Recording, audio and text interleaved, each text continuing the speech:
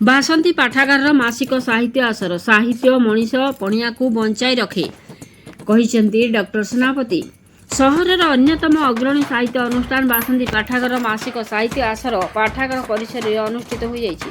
ପାଠାଗାର ସଭାପତି ପ୍ରସନ୍ନ କୁମାର ସାବତଙ୍କ ଅଧ୍ୟକ୍ଷତା, ସାଧାରଣ ସମ୍ପାଦକ ବିକ୍ରମ ଚନ୍ଦ୍ର ଆଚାର୍ଯ୍ୟଙ୍କ ଆବାହକତ୍ୱ ଓ ସୁଭାଶିଷ ସାହୁଙ୍କ ସଂଯୋଜନାରେ ଆୟୋଜିତ ଏହି ଆସରରେ ମୁଖ୍ୟ ଅତିଥି ଭାବେ ଡକ୍ଟର ନାରାୟଣ ସେନାପତି, ମୁଖ୍ୟ ବକ୍ତା ଭାବେ ଅର୍ଥନୈତିକ ବିଶେଷଜ୍ଞ ଇଞ୍ଜିନିୟର ନଳିନୀକାନ୍ତ ଧର ପ୍ରମୁଖ ଯୋଗଦେଇ ଆଲୋଚ୍ୟ ପ୍ରସଙ୍ଗ ପଶ୍ଚିମ ଏସିଆ ସଂଘର୍ଷ ଓ ଭାରତର ଅର୍ଥନୈତିକ ପ୍ରଭାବ ସମ୍ପର୍କରେ ଆଲୋଚନା କରିଥିଲେ। ମୁଖ୍ୟ ଅତିଥି ଡକ୍ଟର ସେନାପତି ବିଭିନ୍ନ ଗଳ୍ପ ଓ ଉଦାହରଣ ମାଧ୍ୟମରେ ଆଲୋଚ୍ୟ ପ୍ରସଙ୍ଗରେ ମତ ରଖି କହିଲେ ଯେ ଜୀବନ ପାଇଁ ଅର୍ଥ ସବୁକିଛି ନୁହେଁ। ସାହିତ୍ୟ ମଣିଷ ପଣିଆକୁ ବଞ୍ଚାଇ ରଖେ। ଏହା ସହ ସେ ଉତ୍ତର ଆଧୁନିକ ମଣିଷର ଲକ୍ଷ୍ୟ ଓ ଆଭିମୁଖ୍ୟ ସମ୍ପର୍କରେ ବେଶ୍ ପ୍ରେରଣାଦାୟୀ ବକ୍ତବ୍ୟ ରଖିଥିଲେ।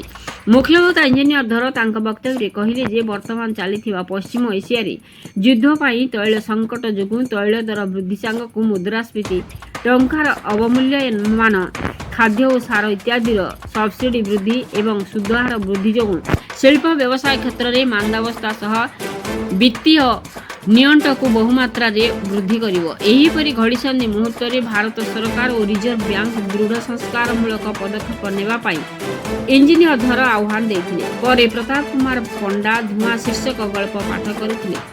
ଦ୍ୱିତୀୟ ପର୍ଯ୍ୟାୟରେ ନିରୁପମା ନାୟକ ଓ ଗୀତାଞ୍ଜଳି ମହାରାଣାଙ୍କ ସଂଯୋଜନାରେ ଆୟୋଜିତ କବିତା ପାଠଶ୍ରବ କାର୍ଯ୍ୟକ୍ରମରେ ସର୍ବଶ୍ରୀ କୁଞ୍ଜବିହାରୀ ରାଉତ, ଦୀପ୍ତି ମହାନ୍ତି, ସୁଭାଷିନୀ ସାହୁ, ସ୍ନେହ ପ୍ରିୟ ବଳ, ପ୍ରିୟାଂଶୀ ନାୟକ ଓ ନିରୁପମା ନାୟକ ସ୍ୱରଚିତ କବିତା ପାଠ କରିଥିଲେ। ପ୍ରାରମ୍ଭରେ ସମ୍ପାଦକ ଶ୍ରୀ ଆଚାର୍ଯ୍ୟ କାର୍ଯ୍ୟକ୍ରମର ଆଭିମୁଖ୍ୟ, ସଭାପତି ଶ୍ରୀ ସାବତ ସଭାପତିତ୍ୱ ଅଭିଭାଷଣ ରଖିଥିଲେ। ଶେଷରେ କବିତା ଦାସ ଧନ୍ୟବାଦ ଅର୍ପଣ କରିଥିଲେ। ଅନ୍ୟମାନଙ୍କ ମଧ୍ୟରେ ସର୍ବଶ୍ରୀ ଡକ୍ଟର ଶକ୍ତିପ୍ରସାଦ ସାମନ୍ତରାୟ, ସୁଭାଷ ମହାପାତ୍ର, ଡକ୍ଟର ସୁମନ ଦତ୍ତ, ବିଭୁ ଦତ୍ତ ବେହେରା, ବିଦ୍ୟୁତ ପ୍ରଭା ସାବତ, ପ୍ରିୟା ପାତ୍ର, ପ୍ରଭାସିନୀ ଦାସ, ତାପସ ସାହୁ, ନିରୁପମା ଚାନ୍ଦ, ବଳରାମ ଦାସ, ରାଜୀବ ପାଣି, ଅଶୋକ କୁମାର ପଟ୍ଟନାୟକ, କମଳ ଆଚାର୍ଯ୍ୟ, ପୀତବାସ ପ୍ରଧାନ, ପ୍ରିୟଙ୍କା ନାୟକ, ଭୁବନେଶ୍ୱରୀ ମହାପାତ୍ର, ନାରାୟଣ ଖଣ୍ଡେଲବାଲ, ଶିବପ୍ରସାଦ ସାହୁ, ରମେଶ ଚନ୍ଦ୍ର ସାହୁ, ରବୀନ୍ଦ୍ର ନାୟକ, ସୁନୀଲ ମହାନ୍ତି, ମନୋରଞ୍ଜନ ମଣ୍ଡଳ, ପ୍ରକାଶ ଚନ୍ଦ୍ର ପାଢ଼ୀ, ଶରତ ଚନ୍ଦ୍ର ରାଉତ, ଗୌତମ ଦାସ, ଶ୍ରୀକାନ୍ତ ପାଣିଗ୍ରାହୀ, ସଞ୍ଜୀବ ଭୋଇ, କୁଞ୍ଜବିହାରୀ ରାଉତ, ଶେଖ ରେହମାନ, ସନୋବର ପରବିନ ପ୍ରମୁଖ ଉପସ୍ଥିତ ଥିଲେ। ରାଉରକେଲାରୁ କୁଞ୍ଜବିହାରୀ ରାଉତଙ୍କ ରିପୋର୍ଟ, ମସିହା ନ୍ୟୁଜ।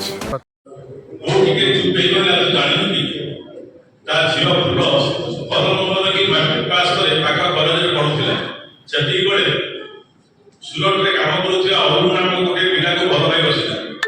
ପିଲାଟା ମିଠା ମିଠା କଥା ଅନେକ ସ୍ୱପ୍ନ ଦେଖେଇ ତାକୁ ସାଙ୍ଗରେ ନେଇ ପଳେଇଗଲା। କିଛି ମାସ ପରେ ଫୁଲ ଜାଣିଲା ଅରୁଣ ଆଗରୁ ବାହା ହେଇଛି। କିଛି ମାସ ପରେ ଅରୁଣ ଜାଣିଲା ଅରୁଣ ଆଗରୁ ବାହା ହେଇଛି, ତାର ଗୋଟେ ପିଲା ବି ଅଛି। ସେତେବେଳକୁ ଫୁଲ 4 ମାସର ଗର୍ଭବତୀ। କିଛି ଉପାୟ ନାହିଁ। ଏହାରି ଭିତରେ ଦିନେ ଅରୁଣ ତାକୁ ନେଇ ଗାଁ ମୁଣ୍ଡ ଛକରେ ଛାଡ଼ି ଠକି ଦେଇ ଚାଲିଗଲା। ଅନେକ ଖୋଜାଖୋଜି ପରେ ଅରୁଣର କିଛି କଥା ମିଳିଲାନି। ଶେଷରେ ଫୁଲ ନିରୁପାୟ ହୋଇ ବାପା ମାଙ୍କ ପାଖକୁ ଫେରି ଆସିଲା। ବାପା ମା ବି ଆଉ କ'ଣ କରିଥାନ୍ତି? ଯାହା ହେଲେ ନିଜ ରକ୍ତ ସବୁ ରାଗ ଅଭିମାନକୁ ପଛରେ ପକେଇ ଫୁଲକୁ ପାଖରେ ରଖିଲେ। ଆପଣ ଆଉ ଗୋଟିଏ ଲୋକ ଆଣିବେ, ତାକୁ ଦେଖେଇବେ, କହିଲେ ଇଏ ମୋର ପ୍ରତିନିଧି, ମୁଁ ମନା କରିବି। ସଭା ଶେଷରେ ମୋ ପ୍ରତିନିଧିକୁ ଆଣିବେ, ମୋତେ ଦେଖାଇବେ, ମୁଁ ହଁ ବୋଲି କହିଲା ପରେ ଏ ଦୁଇଟି ପ୍ରତିନିଧି, ଏ ଦୁଇଟି ସ୍ତ୍ରୀ ଲୋକକୁ ମୋ ସ୍ତ୍ରୀ ସର୍ବତ 3ଟି ଯାକକୁ ମୋତେ ପ୍ରଦାନ କରିଦେବେ। ମୋର ଯୋଉ ସାମାନ୍ୟ ଅର୍ଥନୈତିକ ବିକାଶ ଘଟିଛି ମୋର ପାରିବାରିକ ଜୀବନରେ, ମୁଁ 3ଟି ସ୍ତ୍ରୀକୁ ନେଇ କିଭଳି ଭରଣା କରିବି ମୋର ଆର୍ଥିକ ପାରିବାରିକ ଜୀବନକୁ। ତାପରେ ସେ ଚତୁର ହେଇଯାଇଥିଲା। ତେଣୁ ଏଇ ଯୋଉ ଚତୁର ହେଇଯାଇଥିଲା ଦ୍ୱିତୀୟ କାକୁରିଆ, ବିତ୍ତଶାଳୀ କାକୁରିଆ, ପରବର୍ତ୍ତୀ ସମୟରେ ଆହୁରି ସେ ବିତ୍ତଶାଳୀ ହେଇଗଲା। ମଣିଷ ଯେତେବେଳେ ଆହୁରି ବିତ୍ତଶାଳୀ ହେଇଯିବ, ଆହୁରି ସମ୍ପତ୍ତିବାନ ହେଇଯିବ, ଧନୀ ହେଇଯିବ, ଶିଳ୍ପପତି ହେଇଯିବ, କୋଟିପତି ହେଇଯିବ, ଅର୍ବୁଦପତି ହେଇଯିବ, ସେ ସେଇ ପରିମାଣରେ ତାର ବାଗବିକତା, ମଣିଷ ପଡ଼ିଆ, ବିବେକ ପଡ଼ିଆକୁ ସେ ହରେଇ ବସିବ। ସେ ଗୋଟେ ଲଳିତ ପଶୁ ହେଇଯିବ। ତା ପାଖରେ IQ କେବଳ ରହିବ, ଇଣ୍ଟେଲିଜେନ୍ସ ରହିବ। ତା ପାଖରେ EQ ଇମୋସନାଲ କେଉଁ ତା ପାଖରେ ରହିବ ନାହିଁ।